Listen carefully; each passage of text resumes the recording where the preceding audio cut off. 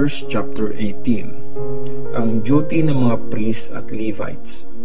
Sinabi ni Lord kay Aaron, ikaw, ang mga anak mong lalaki at ang mga Levites ang magsasuffer sa mga kasalanan na may kinalaman sa service sa banal na tent.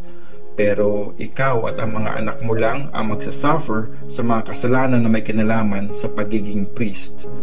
Isama mo ang mga kamag-anak mo, ang buong tribe ni Levi, para tulungan ka habang ikaw at ang mga anak mo ay nagsaserve sa banal na tent. Kailangan nilang gawin ang kanilang mga duties at responsibilities sa iyo at sa banal na tent, pero hindi sila pwedeng lumapit sa mga banal na kagamitan sa holy place o kaya sa altar. Pag lumapit sila, papatayin ang buong tribe nyo. Kasama mo sila magsaserve sa banal na tent. Walang ibang pwedeng tumulong sa iyo maliban sa kanila. Ikaw at ang mga anak mo lang ang pwedeng mag-serve sa holy place at sa altar para hindi na ulit ako magalit sa mga Israelites. Ako ang pumili sa mga kamag-anak mong Levites mula sa mga Israelites. Regalo ko sila sa iyo. Dinedicate sila sa akin para mag-serve sa banal na tent. Pero ikaw at ang mga anak mo lang ang responsible sa mga duty sa altar at sa most holy place. Regalo ko sa inyo ang pagiging priest. Kung may lumapit na hindi kasama sa inyo, ay dapat patayin. Ang share ng mga priest. Sinabi ni Lord kay Aaron, ikaw na ang in charge sa mga offering, sa lahat ng mga banal na offering ng mga Israelites. Binibigay ko ang mga ito sa iyo at sa mga anak mo bilang nararapat na share para sa inyo forever. Nararapat lang ito sa service nyo. Mapupunta sa iyo ang mga part ng mga banal na offering na hindi sinunog. Lahat ng mga banal na inoffer sa akin, kahit yung offering na butil, offering para sa kasalanan, o offering na pambayad sa kasalanan. Lahat ito ay mapupunta sa iyo at sa mga anak mo. Dapat niyong kainin ang mga ito sa banal na lugar. Mga lalaki lang ang pwedeng kumain ito. Ang mga ito ay banal para sa inyo. Sa inyo rin mapupunta pati yung mga binukod mula sa mga offering na tinataas ng mga Israelites. Binibigay ko ang mga ito sa iyo at sa mga anak mong lalaki o babae bilang share nyo forever. Lahat ng mga kinoconsider na malinis ayon sa ritual sa pamilya mo ay pwedeng kumain ng mga offerings. Lahat din ng mga unang bahagi ng pinakamagandang ani, gaya ng oil, wine, at mga butil na inoffer nila kay Lord, ay binibigay ko rin sa inyo. Ang mga unang ani galing sa lupa nila na inoffer nila kay Lord ay mapupunta sa inyo. Lahat ng mga kinoconsider na malinis ayon sa ritual sa pamilya mo ay pwedeng kumain ng mga ito.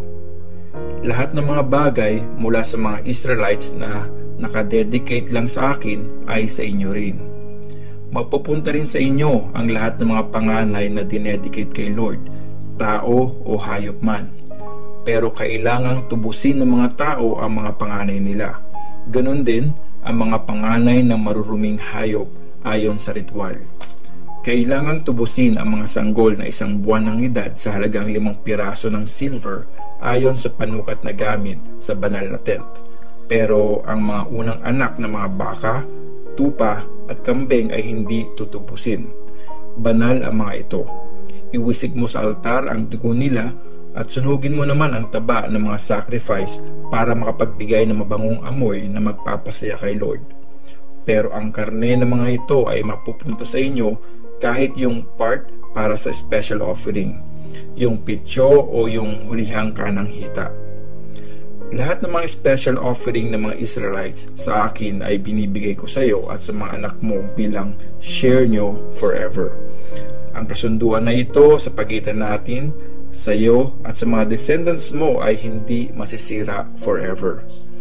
Sinabi pa ni Lord kay Aaron, hindi ka magkakaroon ng anumang property o share man lang sa lupa ng Israel. Ako ang magiging share mo. Ang share ng mga Levites. Nagsalita si Lord, ibinibigay ko sa lahat ng Levites ang bawat 10% ng mga dinadala sa akin ng mga Israelites. Bayad ito sa pagsaserve nila sa banal na tent. Mula ngayon, Hindi na pwedeng lumapit ang ibang mga Israelites sa banal na tent para hindi sila magkasala at mamatay. Ang mga Levites na lang ang magsaserve sa banal na tent at may pananagutan sa kasalanan ng mga Israelites. Utos ko ito na susundin nyo at ng mga susunod pang generation. Hindi kailanman magkakaroon ng property sa Israel ang mga Levites kasi pinibigay ko sa kanila ang bawat 10% ng mga dinadala sa akin ng mga Israelites. Ito ang dahilan kaya ko sinabing hindi sila magkakaroon ng property sa Israel. Ang special offering ng mga Levites.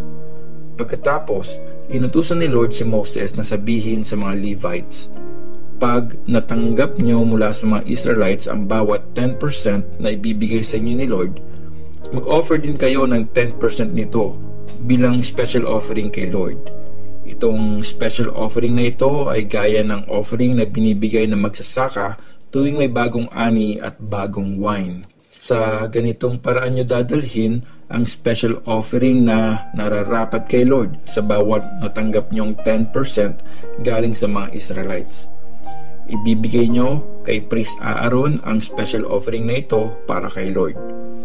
Ibigay nyo ang best mula sa mga natanggap nyo.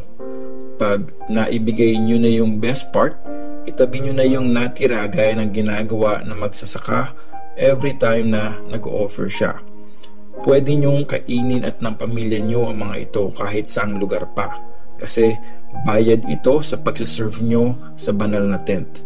Hindi kayo magkakasala pag kinain nyo ang mga ito basta in-offer nyo na yung best part.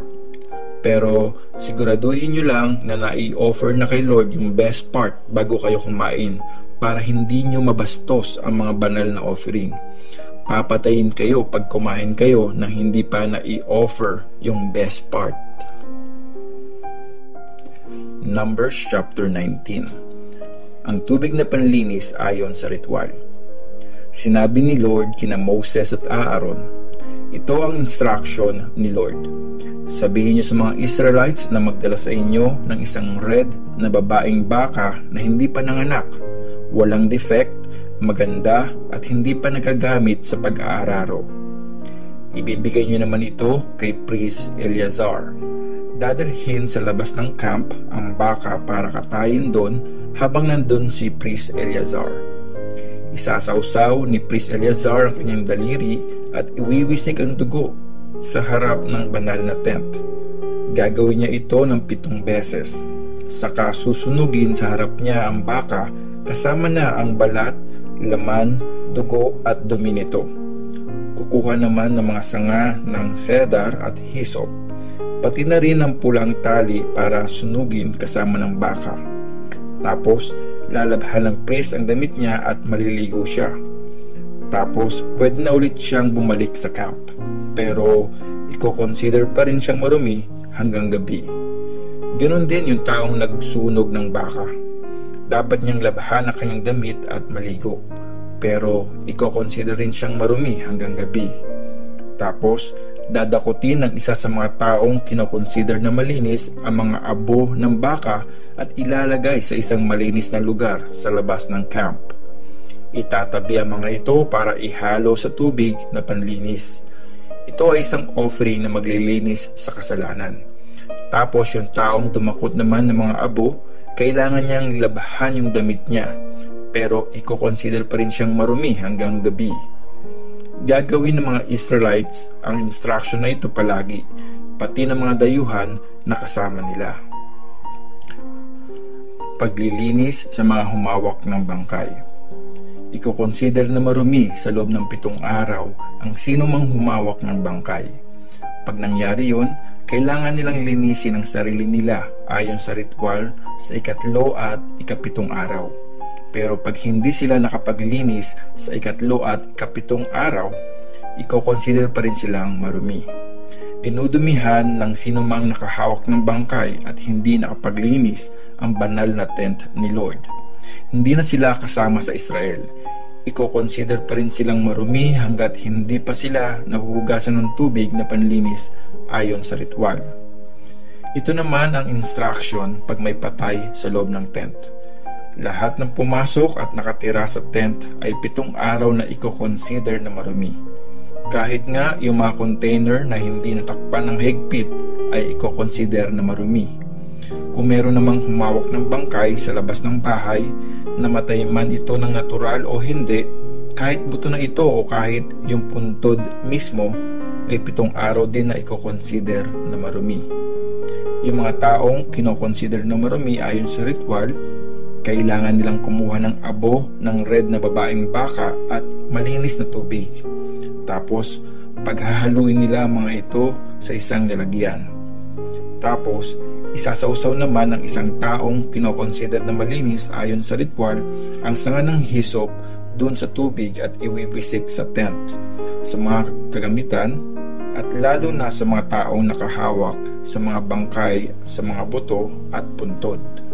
Tapos, sa ikatlo at ikapitong araw, wiwisikan naman nung taong kinokonsider na malinis yung mga marumi para malinis sila ayon sa ritual sa ikapitong araw. Sa kanila lalabhan yung damit nila at maliliko para i-consider na silang malinis pagdating ng gabi. Kung sino mang kinokonsider na marumi ayon sa ritual at hindi naglinis, hindi na sila kasama sa bayan ng Israel kasi dunumihan nila ang banal na tent ni Lord. Hindi kasi sila nawisikan ng tubig kaya i-consider pa rin silang marumi. Lagi nilang susundin ang instruction na ito. Yung nagwisik naman ng tubig na panglinis, kailangan niyang labhan yung damit niya. At lahat ng humawak sa tubig na panlinis ay i-consider na marumi hanggang gabi. Magiging marumi rin ang lahat ng mahawakan ng taong kinokonsider na marumi ayon sa ritual. At sino mang humawak sa nahawakan niya ay i-consider na marumi ayon sa ritual hanggang gabi.